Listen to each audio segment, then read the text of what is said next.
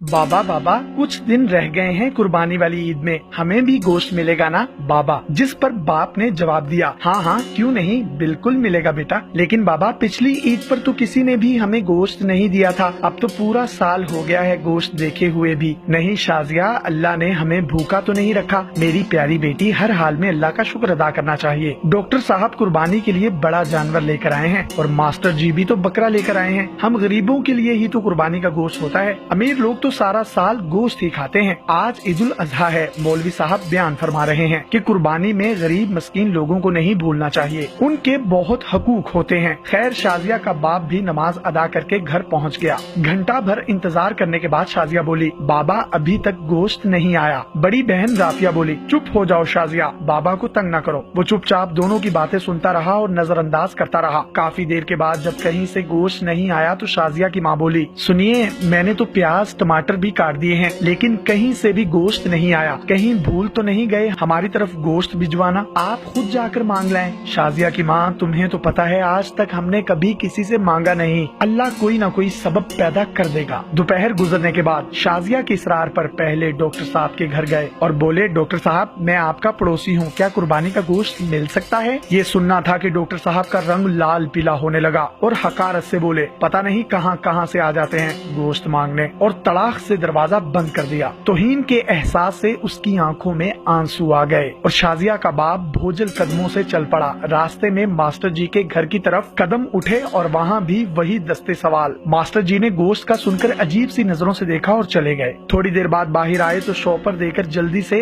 अंदर चले गए, जैसे उसने गोश्त मांगकर गुनाह कर दिया हो। घर पहुंचकर देखा तो सिर्फ हड्डियां और चर्बी। खामोशी से उठकर कमरे में चले गए और खामोशी से रोने लग गए। बीवी आई और बोली, कोई बात नहीं, आप गमगीन ना हो, मैं चटनी बना लेती हूँ। थोड़ी देर बाद शाजिया कमरे में आई और बोली, बाबा हमें गोश्त नहीं खाना, मेरे पेट में दर्द हो रहा है। वैसे भी ये सुनना था कि बाबा की आंखों से आंसू गिरने लगे और फिर फूट फूट कर रोने लगे। लेकिन रोने वाले वो अकेले नहीं थे, दोनों बच्चियां और बीवी भी आंसू बहा रही थी। इतने में पड़ोस वाले अकरम की आवाज आई जो सब्जी की रेडी लगाता था, अनवर भाई दरवाजा खोलो। दरवाजा खोला तो अकरम ने 3-4 किलो गोश्त का शॉपर पकड़ा दिया और बोला, गाँव से छोटा भाई लाया है, इतना हम अकेले नहीं खा सकते, ये तुम भी खा लेना। खुशी और तशक्कुर के एहसास से आंखों में आंसू आ गए और अकरम के लिए दिल से दुआ निकलने लगी। गोश्त खाकर अभी फारिग ही हुए थे कि बहुत जोर का तूफान आया, बारिश शुरू हो गई, उसके साथ ही बिजली चली गई। दूसरे दिन भी बिजली ना आई, पता किया तो मालूम हुआ ट्रांसफार्मर जल गया है। तीसरे दिन बाबा शाजिया को लेकर बाहर आए तो देखा कि मास्टर जी और डॉक्टर साहब बहुत सा गोश्त बाहर फेंक रहे थे जो बिजली ना होने की वजह से खराब हो चुका था और उस पर कुत्ते झपट रहे थे। ये तमाम मंजर देखकर शाजिया बोली, बाबा क्या इन लोगों ने कुत्तों के लिए कुर्बानी की थी? वो शाजिया का चेहरा देखते रह गए और मास्टर जी और डॉक्टर साहब ने ये सुनकर गर्दन झुका ली। खुदारा एहसास करें गरीब और मस्कीन लोगों का। ये सिर्फ एक वीडियो नहीं, इसको ज्यादा से ज्यादा शेयर कीजिए ताकि कुर्बानी वाले दिन कोई भी शख्स दाल ना खाए बल्कि